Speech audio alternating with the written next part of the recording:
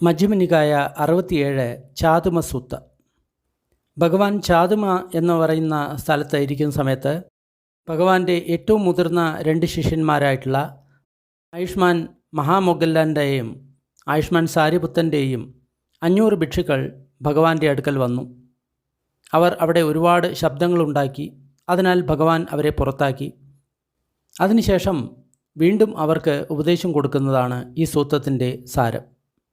ഞാനിങ്ങനെ കേട്ടു, ഭഗവാൻ ഒരിക്കൽ ചാതുമ എന്ന സ്ഥലത്ത് നെല്ലിക്ക മരങ്ങളുടെ വനത്തിൽ താമസിക്കുകയായിരുന്നു. ആ സമയത്ത് ആയുഷ്മാൻ സാരിപുത്തൻ്റെയും ആയുഷ്മാൻ മഹാമൊഗല്ലാൻ്റെയും നേതൃത്വത്തിൽ 500 ഭിക്ഷുക്കൾ ചാതുമയിൽ ഭഗവാനെ കാണാൻ വന്നു. ആ ഭിക്ഷുക്കളെല്ലാം പുതിയ ഭിക്ഷുക്കളായിരുന്നു. അപ്പോൾ പുതുതായിട്ട് വന്ന ആ ഭിക്ഷുക്കളും അതേപോലെ തന്നെ ചാതുമയിലെ നിവാസികളായിട്ടുള്ള ഭിക്ഷുക്കളും തമ്മിൽ കുശല പ്രശ്നങ്ങൾ നടന്നു. അവരുടെ വാസസ്ഥലങ്ങൾ ശരിയാക്കാനുള്ള ജോലി തുടങ്ങി.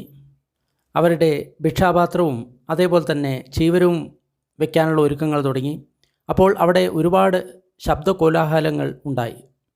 ആ സമയത്ത് ഭഗവാൻ ആയുഷ്മാൻ ആനന്ദനോട് ഇങ്ങനെ പറഞ്ഞു, ആനന്ദ, ആരാണ് ഇത്ര വലിയ കോലാഹലങ്ങൾ ബഹളങ്ങൾ ഉണ്ടാക്കുന്നത്?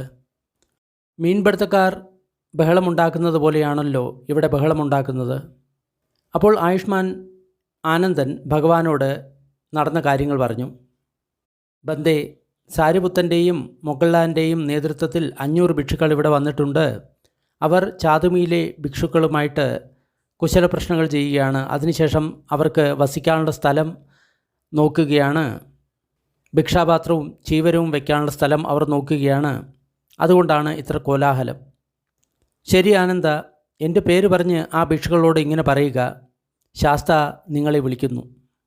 ശരി ബന്ദേ എന്ന് ആയുഷ്മാൻ ആനന്ദൻ പ്രത്യുത്തരം കൊടുത്തു. ആ ഭിക്ഷുക്കളുടെ അടുത്ത് പോയി എന്നിട്ട് അവരോട് ഇങ്ങനെ പറഞ്ഞു, ആയുഷ്മാന്മാരെ, ശാസ്ത നിങ്ങളെ വിളിക്കുന്നു. ശരി മിത്രമേ എന്ന് ആ ഭിക്ഷുക്കൾ ആയുഷ്മാൻ ആനന്ദനോട് പ്രത്യുത്തരം കൊടുത്തു. അവർ ഭഗവാന്റെ അടുത്ത് പോയി ഭഗവാനെ വന്ദിച്ചു. എന്നിട്ട് ഒരു ഭാഗത്ത് ഇരുന്നു. അപ്പോൾ ഭഗവാൻ അവരോട് ഇങ്ങനെ പറഞ്ഞു, ഭിക്ഷുക്കളെ, എന്താണ് ഇവിടെ ഇത്ര വലിയ കോലാഹലം? എന്താണ് ഇവിടെ ഇത്ര വലിയ ബഹളം? ഒരു മീൻ കച്ചവടക്കാരൻ മീൻ കച്ചവടം ചെയ്യുന്നത് പോലെയുള്ള ശബ്ദമാണല്ലോ ഇവിടെ ഉള്ളത്. അപ്പോൾ അവർ ഭഗവാനോട് നടന്ന സംഭവങ്ങൾ എല്ലാം തന്നെ വിവരിച്ചു. ഭഗവാനെ, ആയുഷ്മാൻ സാരിപുത്തൻ്റെയും ആയുഷ്മാൻ മഹാമൊഗല്ലാൻ്റെയും നേതൃത്വത്തിൽ 500 ഭിക്ഷുക്കൾ ഇവിടെ വന്നിട്ടുണ്ട്. അവർ ഭഗവാനെ ദർശിക്കാനാണ് വന്നിട്ടുള്ളത്. അപ്പോൾ പുതുതായിട്ട് വന്ന ഭിക്ഷുക്കളും ഇവിടെ താമസിക്കുന്ന ഭിക്ഷുക്കളും തമ്മിൽ കുശല പ്രശ്നങ്ങൾ നടന്നതാണ്. അവർക്ക് താമസിക്കാനുള്ള സ്ഥലം ശരിയാക്കുകയാണ്. ഭിക്ഷാപാത്രവും അതേപോലെ തന്നെ ചീവരവും അവർ വയ്ക്കാനുള്ള സ്ഥലം നോക്കുകയാണ്. ഭിക്ഷുക്കളെ, നിങ്ങളിവിടുന്ന് പോകുക, ഞാൻ നിങ്ങളെ തിരിച്ചയക്കുന്നു. നിങ്ങൾ എൻ്റെ അടുത്ത് വസിക്കരുത്. ശരി ബന്ദേ എന്ന് പറഞ്ഞ് ആ ഭിക്ഷുക്കൾ ഭഗവാന് പ്രത്യുത്തരം കൊടുത്തു. അവർ അവരുടെ ആസനങ്ങളിൽ നിന്ന് എഴുന്നേറ്റു ഭഗവാനെ വന്ദിച്ചു. എന്നിട്ട് ആദരപൂർവ്വം ഭഗവാനെ പ്രദക്ഷിണം വെച്ചു. ഭഗവാനെ വലതുവശത്ത് നിർത്തി പ്രദക്ഷിണം വെച്ചു. അവർ താമസിച്ച സ്ഥലങ്ങൾ എല്ലാം തന്നെ അവർ ശരിയാക്കിയതിന് ശേഷം ചീവരവും ഭിക്ഷാപാത്രവും എടുത്ത് അവർ യാത്രയായി.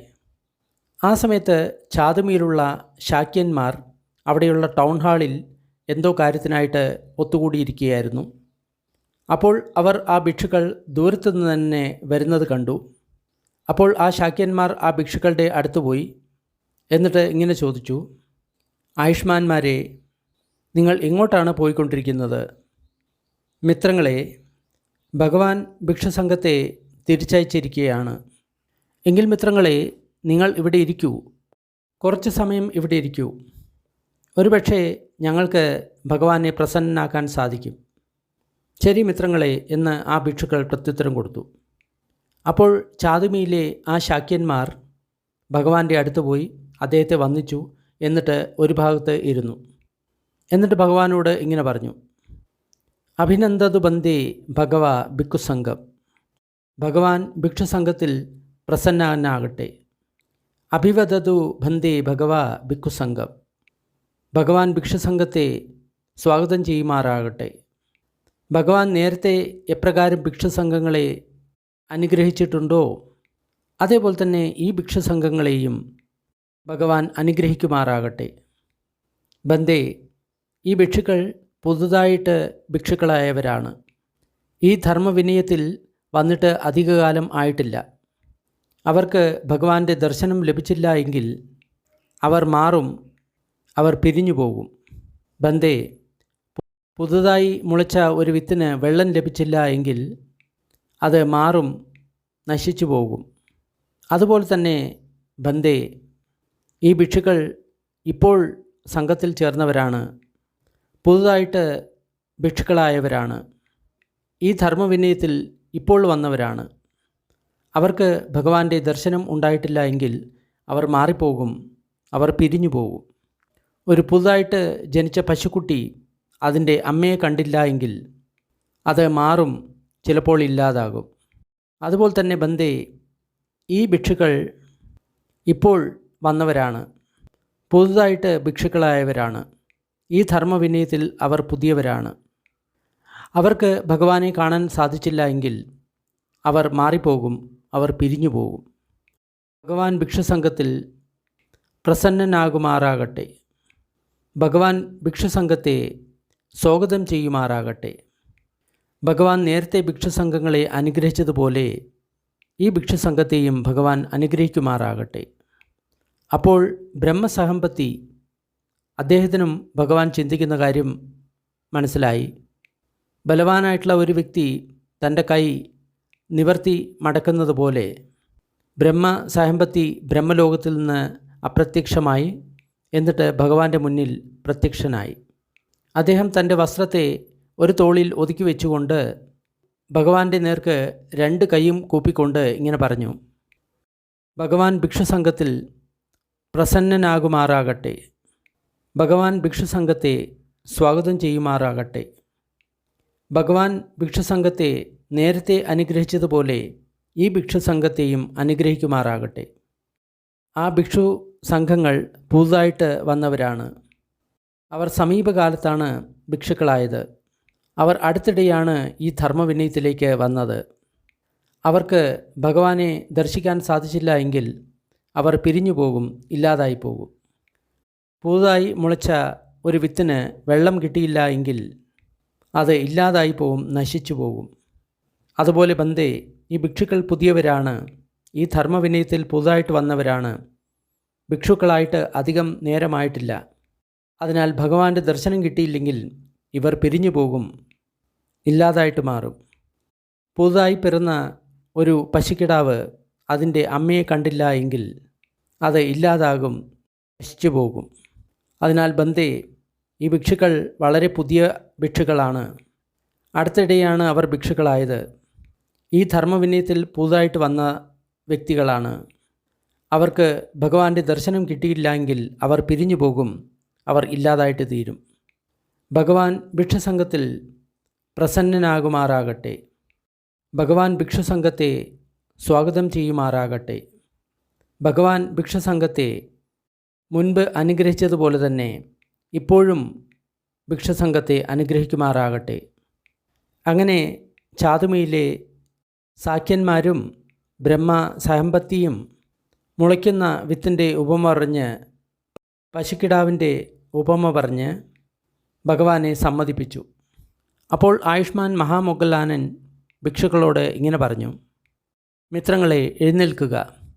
നിങ്ങളുടെ ഭിക്ഷാപാത്രവും അതേപോലെ തന്നെ ചീവരവും എടുക്കുക.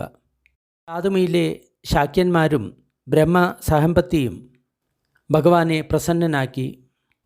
ഒരു പുതിയ പശുക്കിടാവിൻ്റെ അതേപോലെ തന്നെ പുതുതായി മുളച്ച ഒരു വിത്തിൻ്റെ ഉപമയാൽ അവർ ഭഗവാനെ പ്രസന്നരാക്കി. ശരി മിത്രമേ എന്ന് പറഞ്ഞ് ആ ഭിക്ഷുക്കൾ ആയുഷ്മാൻ മഹാമൊഗല്ലാനോട് ഉത്തരം പറഞ്ഞു.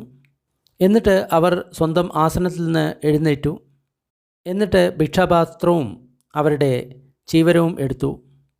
എന്നിട്ട് ബുദ്ധൻ്റെ അടുത്ത് പോയി അദ്ദേഹത്തെ വന്ദിച്ചു, ഒരു ഭാഗത്ത് ഇരുന്നു. ഭഗവാൻ ആയുഷ്മാൻ സാരിപുത്തനോട് ഇങ്ങനെ പറഞ്ഞു: സാരിപുത്ത, ഞാൻ ഭിക്ഷുക്കളെ തിരിച്ചയച്ചു കഴിഞ്ഞപ്പോൾ താങ്കൾ എന്താണ് കരുതിയത്? ബന്ദേ, ഞാൻ ഇപ്രകാരം ചിന്തിച്ചു: ഭഗവാൻ ഭിക്ഷുസംഘങ്ങളെ തിരിച്ചയച്ചു, ഇനി അദ്ദേഹം സുഖമായിട്ട് കഴിയും. വർത്തമാനകാലത്തിൽ സുഖകരമായിട്ടുള്ള ധ്യാനത്തിൽ ഏർപ്പെടും. ഞങ്ങളും അതേപോലെ തന്നെ ചെയ്യും. നിർത്തുക സാരിപുത്ത, നിർത്തുക. ഒരിക്കലും ഇതേപോലെയുള്ള കാര്യങ്ങൾ പിന്നീട് ഒരിക്കലും ചിന്തിക്കരുത്. അതിനുശേഷം ഭഗവാൻ ആയുഷ്മാൻ മഹാമൊഗ്ഗല്ലാനോട് ഇങ്ങനെ പറഞ്ഞു: മഹാമൊഗ്ഗല്ലാന, ഞാൻ ഭിക്ഷുക്കളെ തിരിച്ചയച്ചപ്പോൾ താങ്കൾ എന്താണ് വിചാരിച്ചത്? ബന്ദേ, ഞാനിങ്ങനെ വിചാരിച്ചു, ഭഗവാൻ ഭിക്ഷുസംഘങ്ങളെ പറഞ്ഞയച്ചു. ഇനി അദ്ദേഹം സുഖമായിട്ട് ഇരിക്കും. വർത്തമാനകാലത്ത് സുഖമായിട്ടുള്ള ധ്യാനത്തിൽ അദ്ദേഹം മുഴുകും. ദിഷ്ഠതമ്മ സുഖവിഹാരം.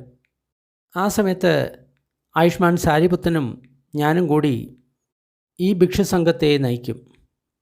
സാധു സാധു മൊഗ്ഗല്ലാന, വളരെ നന്നായി, വളരെ നന്നായി മൊഗ്ഗല്ലാന. അഹം വാഹി മൊഗ്ഗല്ലാന ഭിക്ഷുസംഘം പരിഹാരയ്യം സാരിമുത്ത മൊഗ്ഗല്ലാന वादी। मोगल्लाना, अगर इस भिक्षु संघ को मैं नेतृत्व करूं, नहीं तो आयुष्मान सारीपुत्र और आयुष्मान महामोगल्लान इस संघ को नेतृत्व करूँगा. അതിനുശേഷം ഭഗവാൻ ആ ഭിക്ഷുക്കളോട് ഇങ്ങനെ പറഞ്ഞു: ഭിക്ഷുക്കളെ, നിങ്ങൾ ജലാശയത്തിലേക്ക് പോകുന്ന സമയത്ത് നിങ്ങൾ ഈ 4 അപകടങ്ങൾ പ്രതീക്ഷിക്കണം. ആ 4 കാര്യങ്ങൾ ഏതൊക്കെയാണ്? തിരകളുടെ അപകടം, മുതലകളുടെ അപകടം, ചുഴിയുടെ അപകടം വേൾപൂൾ, സ്രാവുകളുടെ അപകടം. ആരെങ്കിലും ഒരു ജലാശയത്തിലേക്ക് പോവുകയാണെങ്കിൽ അവർ ഈ 4 അപകടങ്ങളെ പ്രതീക്ഷിക്കണം. അതുപോലെ തന്നെ ഒരു വ്യക്തി ഗൃഹസ്ഥ ജീവിതം ഉപേക്ഷിച്ച് സന്യാസിയാവുന്ന സമയത്ത്, ഈ ധർമ്മവിനയത്തിൽ സന്യാസിയാവുന്ന സമയത്ത് ഈ 4 തരത്തിലുള്ള അപകടങ്ങളെ പ്രതീക്ഷിക്കണം. ആ 4 എണ്ണം ഏതാണ്? ഉമീഭയം അല്ലെങ്കിൽ തിരിയുടെ ഭയം, കുംഭീര ഭയം അല്ലെങ്കിൽ മുദ്രയുടെ ഭയം, ആവട്ട ഭയം അല്ലെങ്കിൽ ചുഴിയുടെ ഭയം, സുസുഖാഭയം അല്ലെങ്കിൽ സ്രാവിൻ്റെ ഭയം. ഭിക്ഷുക്കളെ, എന്താണ് ഈ ഊമി ഭയം അല്ലെങ്കിൽ തിരിയുടെ ഭയം? ഭിക്ഷുക്കളെ, ഒരു കുലപുത്രൻ ഗൃഹസ്ഥ ജീവിതം ഉപേക്ഷിച്ച് സന്യാസിയായിട്ട് തീരുന്നു. അവൻ ഇങ്ങനെ വിചാരിക്കുന്നു: ഞാൻ ജാതി, ജര, മരണം, ശോകം, പരിദേവം, ദുഃഖം, ദോർമനസം ഇവയാൽ ആവരണം ചെയ്യപ്പെട്ടിരിക്കുകയാണ്. ഞാൻ ദുഃഖത്താൽ ആവരണം ചെയ്യപ്പെട്ടിരിക്കുകയാണ്. ദുഃഖത്താൽ ഞാൻ മൂടപ്പെട്ടിരിക്കുകയാണ്. ഒരുപക്ഷെ എനിക്ക് ഈ ദുഃഖസ്കന്ധത്തിനെ അറുതി വരുത്താൻ സാധിച്ചേക്കാം. അപ്പോൾ അവർ ഭിക്ഷുവായിട്ട് തീരുന്നു. അതിനുശേഷം അവരുടെ സബ്രഹ്മചാരികൾ അവരോട് ഇങ്ങനെ ഉപദേശിക്കുന്നു, അവർക്ക് ഇത്തരം നിർദ്ദേശങ്ങൾ കൊടുക്കുന്നു: നിങ്ങൾ പുറത്തു പോകുന്ന സമയത്ത് ഈ രീതിയിൽ പോകണം, തിരിച്ചു വരുന്ന സമയത്ത് ഈ രീതിയിൽ വരണം, നിങ്ങൾ മുന്നോട്ട് നോക്കേണ്ടത് ഇപ്രകാരമാണ്, വശങ്ങളിലേക്ക് നോക്കേണ്ടത് ഇപ്രകാരമാണ്, നിങ്ങൾ നിങ്ങളുടെ കാലുകളെ ഇങ്ങനെയാണ് അടുപ്പിക്കേണ്ടത്, നിങ്ങൾ നിങ്ങളുടെ കാലുകളെ ഇപ്രകാരമാണ് അകറ്റേണ്ടത്, ഇപ്രകാരമാണ് നിങ്ങൾ പുറത്തുള്ള വസ്ത്രം അണിയേണ്ടത്, ഇപ്രകാരമാണ് ഭിക്ഷാപാത്രവും അതേപോലെ തന്നെ ചീവരവും പിടിക്കേണ്ടത്. അപ്പോൾ അവർ ഇങ്ങനെ വിചാരിക്കുന്നു: ഞങ്ങൾ ഇതിനു മുൻപ് ഗൃഹസ്ഥരായിരുന്ന സമയത്ത് ഞങ്ങൾ മറ്റുള്ളവർക്ക് ഉപദേശം കൊടുക്കുമായിരുന്നു, മറ്റുള്ളവർക്ക് നിർദ്ദേശങ്ങൾ കൊടുക്കുമായിരുന്നു. ഇപ്പോൾ ഈ ഭിക്ഷുക്കൾ, ഇവർക്ക് ഞങ്ങളുടെ പുത്രനാകാനുള്ള പ്രായമേ ഉള്ളൂ, പൗത്രനാകാനുള്ള പ്രായമേ ഉള്ളൂ. അവർ എങ്ങനെയാണ് ഞങ്ങളെ ഉപദേശിക്കുന്നത്? എങ്ങനെയാണ് അവർ ഞങ്ങളോട് നിർദ്ദേശം തരുന്നത്? അതിനാൽ ആ പ്രശിക്ഷണത്തെ അവർ ഉപേക്ഷിച്ച് അവർ പഴയ ജീവിതത്തിലേക്ക് തിരിച്ചു പോകുന്നു. അതായത് ഭിക്ഷുജീവൻ ഉപേക്ഷിച്ച് ഗൃഹസ്ഥരായിട്ട് തീരുന്നു. അയം ഉച്ചതി ഭിക്കവേ ഊമി ഭയസ്സ ഭീതോ സിഖം പച്ചക്കായ ഹീനായാവത്തോ. ഭിക്ഷുക്കളെ, ഇതിനെയാണ് ഊമി ഭയത്താൽ അല്ലെങ്കിൽ തിരമാലകളുടെ ഭയത്താൽ ഈ ശിക്ഷയെ ഉപേക്ഷിച്ചുകൊണ്ട് അവർ പഴയ ജീവിതത്തിലേക്ക് മടങ്ങിപ്പോകുന്നത്. ഭിക്ഷുക്കളെ, ഊമി ഭയം അല്ലെങ്കിൽ തിരമാലയുടെ ഭയം എന്നത് ക്രോധത്തിനും അതേപോലെ തന്നെ അനിഷ്ടത്തിനും ഉപമയാണ്. കഥഞ്ച ഭിക്കവേ കുംഭീലാഭയം. ഭിക്ഷുക്കളെ, എന്താണ് ഈ കുംഭീല അല്ലെങ്കിൽ മുതലയുടെ ഭയം? ഭിക്ഷുക്കളെ, ഒരു കുലപുത്രൻ ഗൃഹസ്ഥ ജീവിതം ഉപേക്ഷിച്ച് സന്യാസിയായിട്ട് തീരുന്നു. അവൻ ഇങ്ങനെ വിചാരിക്കുന്നു: ഞാൻ ജാതി, ജര, മരണം, ശോകം, പരിദേവം, ദുഃഖം, ദോർമനസം ഇവയാൽ മൂടപ്പെട്ട് കിടക്കുകയാണ്. ഞാൻ ദുഃഖത്താൽ ആവൃതനാണ്, ദുഃഖത്താൽ ലിപ്തനാണ്. ഒരുപക്ഷെ എനിക്ക് ഈ ദുഃഖസ്കന്ധങ്ങളുടെ എല്ലാം തന്നെ അറുതി വരുത്താൻ സാധിച്ചേക്കാം. അപ്പോൾ അവർ ഭിക്ഷുവായിട്ട് തീരുന്നു. അവരുടെ സബ്രഹ്മചാരികൾ അവർക്ക് ഉപദേശം കൊടുക്കുന്നു, നിർദ്ദേശങ്ങൾ കൊടുക്കുന്നു. നിങ്ങൾക്ക് ഇത് കഴിക്കാവുന്നതാണ്, നിങ്ങൾ ഇത് കഴിക്കരുത്, ഇത് നിങ്ങൾക്ക് ഉപയോഗിക്കാൻ സാധിക്കും, ഇത് നിങ്ങൾക്ക് ഉപയോഗിക്കാൻ സാധിക്കില്ല, ഇത് നിങ്ങൾക്ക് രുചിക്കാൻ സാധിക്കും, ഇത് നിങ്ങൾ രുചിക്കരുത്, ഇത് നിങ്ങൾക്ക് കുടിക്കാൻ സാധിക്കും, ഇത് നിങ്ങൾ കുടിക്കരുത്. നിങ്ങൾ അനുവദനീയമായിട്ടുള്ള കാര്യങ്ങളെ കഴിക്കാവൂ, അനുവദനീയമല്ലാത്ത കാര്യങ്ങൾ ഒരിക്കലും കഴിക്കരുത്. നിങ്ങൾ ശരിയായിട്ടുള്ള സമയത്ത് മാത്രമേ ഭക്ഷണം കഴിക്കാവൂ, തെറ്റായ സമയത്ത് ഒരിക്കലും ഭക്ഷണം കഴിക്കരുത്. അപ്പോൾ അവർ ഇങ്ങനെ ചിന്തിക്കുന്നു, നേരത്തെ ഗൃഹസ്ഥനായിരുന്ന സമയത്ത് ഞങ്ങൾക്ക് ഏത് ആഗ്രഹമുണ്ടോ അത് ഞങ്ങൾ കഴിക്കുമായിരുന്നു, ഉപയോഗിക്കുമായിരുന്നു, രുചിക്കുമായിരുന്നു, കുടിക്കുമായിരുന്നു. ഞങ്ങൾക്ക് ഇഷ്ടമില്ലാത്തത് ഞങ്ങൾ കഴിക്കുമായിരുന്നില്ല, ഉപയോഗിക്കുമായിരുന്നില്ല, രുചിക്കുമായിരുന്നില്ല, കുടിക്കുമായിരുന്നില്ല. അനുവദനീയമായതും അനുവദനീയം അല്ലാത്തതും ആയിട്ടുള്ള കാര്യങ്ങൾ ഞങ്ങൾ കഴിക്കുമായിരുന്നു, കുടിക്കുമായിരുന്നു.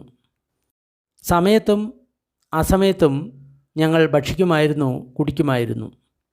ഈ ശ്രദ്ധയുള്ള ഉപാസകന്മാർ അകാലത്തിൽ അല്ലെങ്കിൽ തെറ്റായിട്ടുള്ള സമയത്താണ് ഞങ്ങൾക്ക് സ്വാദിഷ്ടവും പാകം ചെയ്തതുമായിട്ടുള്ള പുതിയ ഭക്ഷണം തരുന്നത്. എന്നാൽ ഈ ഭിക്ഷുക്കൾ കരുതുന്നു അവർക്ക് ഞങ്ങളുടെ വായയെ പൂട്ടാൻ സാധിക്കുമെന്ന്. അവർ ആ ശിക്ഷയെ ഉപേക്ഷിക്കുന്നു, എന്നിട്ട് പൂർവ്വ ഗൃഹസ്ഥാശ്രമത്തിലേക്ക് തിരിച്ചു പോകുന്നു. അയം പുച്ഛതി ഭിക്കവേ കുംഭീലഭയസ്സ ഭീതോ സിഖം പച്ചക്കായ ഹീന യാവത്തോ. ഭിക്ഷുക്കളെ, ഇങ്ങനെയാണ് ഒരു ഭിക്ഷു കുംഭീല ഭയത്താൽ അല്ലെങ്കിൽ മുദ്രകളുടെ ഭയത്താൽ പ്രശിക്ഷണത്തെ ഉപേക്ഷിച്ച് ഗൃഹസ്ഥനായിട്ട് തീരുന്നത്. ഭിക്ഷുക്കളെ, കുംഭീല ഭയം എന്നത് പെരുവയറിൻ്റെ തന്നെ ഉപമയാണ്. അതായത് ധാരാളം ഭക്ഷിക്കുന്ന അതിൻ്റെ തന്നെ ഉപമയാണ്. കഥമഞ്ച ഭിക്കവേ ആവട്ടഭയം. ഭിക്ഷുക്കളെ, ഈ ചുഴിയുടെ ഭയം എന്താണ്? വേൾപൂൾ എന്ന് പറയും.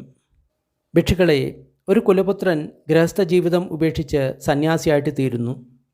അവൻ ഇങ്ങനെ ചിന്തിക്കുന്നു, ഞാൻ ജാതി, ജര, മരണം, ശോകം, പരിദേവം, ദുഃഖം, ദോർമനസം, ഉപായാസം ഇവയാൽ ആവരണം ചെയ്യപ്പെട്ടിരിക്കുകയാണ്. ഞാൻ ദുഃഖത്താൽ ആവൃതനാണ്, ഞാൻ ദുഃഖത്താൽ മൂടപ്പെട്ടിരിക്കുകയാണ്. ഒരുപക്ഷെ എനിക്ക് ഈ ദുഃഖസ്കന്ധത്തിൻ്റെ പൂർണ്ണമായിട്ട് അറുതി വരുത്താൻ സാധിക്കും. അപ്പോൾ അവർ ഭിക്ഷുവാകുന്നു. രാവിലെ അവർ വസ്ത്രമണിയുന്നു. അവരുടെ ഭിക്ഷാപാത്രവും ചീവരവും എടുത്ത് അവർ ഒരു ഗ്രാമത്തിൽ അല്ലെങ്കിൽ നഗരത്തിൽ ഭിക്ഷാടനത്തിന് ഇറങ്ങുന്നു. ആ സമയത്ത് അവർ അവരുടെ ശരീരത്തെ നിയന്ത്രിക്കുന്നില്ല, വാണിയെ നിയന്ത്രിക്കുന്നില്ല, മനസ്സിനെ നിയന്ത്രിക്കുന്നില്ല. അവർ സതി അല്ലെങ്കിൽ ജാഗ്രത പുലർത്തുന്നില്ല. അവർ അവരുടെ ഇന്ദ്രിയങ്ങളെ സംവരണം ചെയ്യുന്നില്ല അല്ലെങ്കിൽ നിയന്ത്രിക്കുന്നില്ല. അവർ അവിടെ ഒരു ഗൃഹസ്ഥൻ അല്ലെങ്കിൽ ഗൃഹസ്ഥൻ്റെ പുത്രൻ 5 ഇന്ദ്രിയ സുഖങ്ങളെയും അനുഭവിക്കുന്നത് കാണുന്നു. അവർ 5 ഇന്ദ്രിയ സുഖങ്ങളിൽ ഏർപ്പെടുന്നത് കാണുന്നു. അപ്പോൾ അവർ ഇങ്ങനെ കരുതുന്നു, ഞങ്ങൾ ഇതിനു മുൻപ് ഗൃഹസ്ഥ ജീവിതത്തിൽ ഉണ്ടായിരുന്ന സമയത്ത് ഞങ്ങളും ഇതേപോലെ തന്നെ ഇന്ദ്രിയ സുഖങ്ങളിൽ ഏർപ്പെടുമായിരുന്നു, ഇന്ദ്രിയ സുഖങ്ങൾ അനുഭവിക്കുമായിരുന്നു. അതുകൂടാതെ എൻ്റെ കുടുംബത്തിൽ ധാരാളം ധനമുണ്ട്, ഇത് സത്യമാണ്. അതിനാൽ എനിക്ക് എൻ്റെ ധനത്തെ തീർച്ചയായിട്ടും ഉപയോഗിക്കാനും സാധിക്കും, അതുമൂലം പുണ്യം സമ്പാദിക്കാനും സാധിക്കും. അപ്പോൾ അവർ ആ ഭിക്ഷു ജീവിതത്തെ ഉപേക്ഷിച്ച് ഗൃഹസ്ഥ ജീവിതത്തിലേക്ക് മടങ്ങിപ്പോകുന്നു. ഭിക്ഷുക്കളെ, ഇതിനെയാണ് ചുഴിയെ ഭയന്ന് സന്യാസ ജീവിതം ഉപേക്ഷിച്ച് ഗൃഹസ്ഥ ജീവിതത്തിലേക്ക് ഒരു ഭിക്ഷു പോകുന്നു എന്ന് പറയുന്നത്.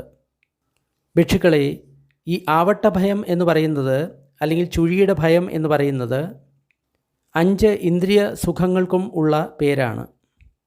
കഥമഞ്ച ഭിക്കവേ സുസുഖാഭയം.